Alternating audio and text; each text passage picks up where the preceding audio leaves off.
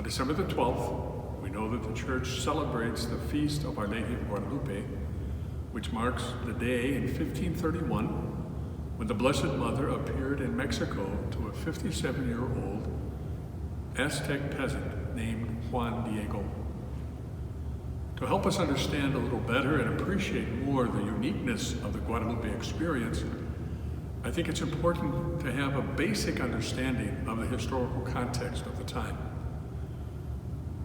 It was almost 10 years after the conquest of Mexico by the Spanish conquistadores. The Aztecs had been defeated and almost exterminated. It seemed that everything they had known and loved was condemned by this God, and they had to forsake it all. The missionaries sought to Christianize them by telling them that if they did not accept the Catholic faith, they would be condemned to hell and to eternal fire. Some of the Aztecs converted, but mostly because they were afraid. So we can say that their conversion was not really evangelization, but simply a forced conversion. They really thought and felt that their whole culture and their whole religion were just useless.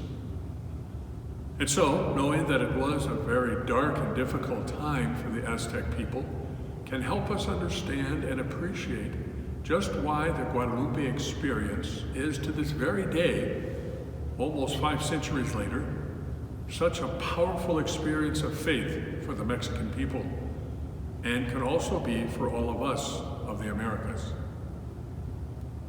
According to the earliest reliable account of the story, Juan Diego was walking one day in an area near Mexico City, Tepeyac Hill, when he came upon an apparition of a maiden whom he later came to know as the Virgin Mary. She appears to Juan Diego as a beautiful young Aztec maiden and queen. And so she sends him to talk with the bishop to tell him that she wants them to construct a chapel on the hill, a place where her children can come to pray, to worship God. The bishop doubted Juan's story and so asked him to bring a sign to prove what he had seen. Now, upon returning to Mary and sharing this with her, Juan was instructed by Mary to climb to the top of the hill to gather flowers to bring back to the bishop. And so off Juan went. Reaching the crest of the hill, Juan found Castilian roses, which were neither in season nor native to that region. The Blessed Mother arranged the flowers she had gathered herself in Juan's tilma, or it's also a burlap-type cloak that everybody wore. And she instructed him to open the cloak only in the presence of the bishop. When Juan Diego arrived back at the bishop's residence, he opened his cloak. The bishop was amazed to see these beautiful roses. And when the flowers fell to the floor, they left on the surface of the tilma the image that has come to be known as Our Lady of Guadalupe. This magnificent image became the wellspring of a conversion and evangelization movement, the likes of which have rarely been seen before or since. The image was able to do what, up to that time, the missionaries from Spain were not able to do significantly, namely, clearly preaching the gospel, leading the people on a journey of evangelization, and explaining Christianity without creating a fear of God, so that those who had lost all hope in the darkness of their suffering at the hands of the conquistadores, they could come to know the true God as a loving and merciful God who was with them always on the journey of life.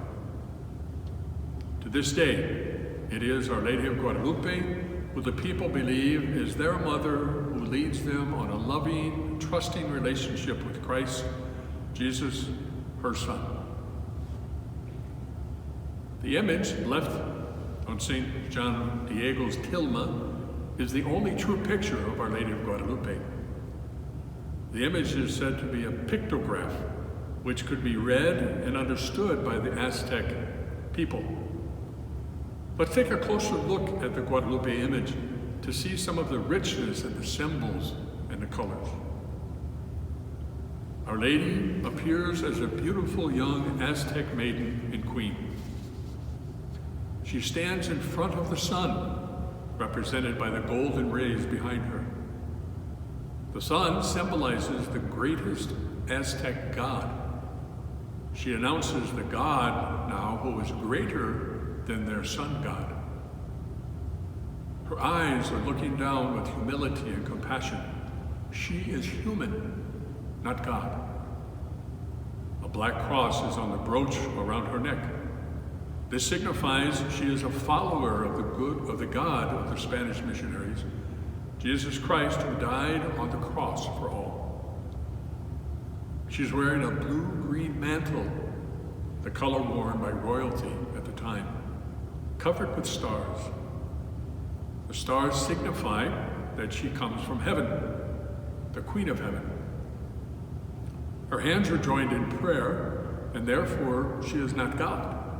But clearly there is one greater than she, and she points her finger to the cross on her brooch. She wears a black maternity band or belt, signifying that she is with child.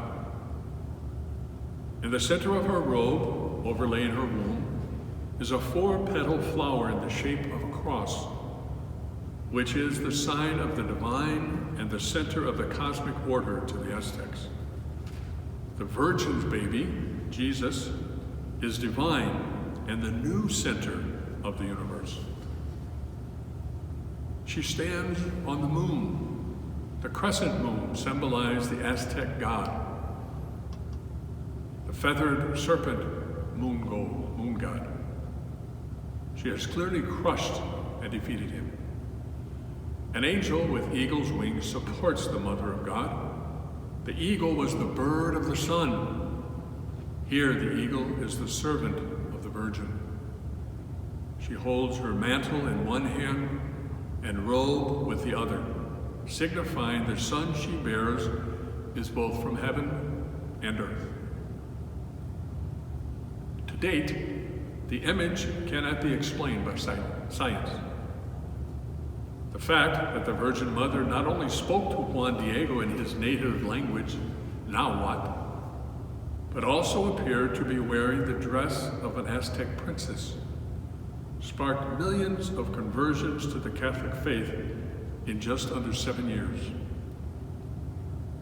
The shrine that was subsequently built on the spot where the original tilma can still be seen, remains one of the most popular pilgrimage sites in the world. Because of this tilma, she has been present to us for centuries. In the Aztec culture, the tilma was the exterior expression of the innermost identity of the person who wore it. Perhaps you've noticed not only the image of Our Lady of Guadalupe in church, but also on people's shirts, with jackets, hats, cars, and many, many more. The devotion, love, and trust in the Virgencita, the Virgin is rooted deep in the identity of all Mexicans.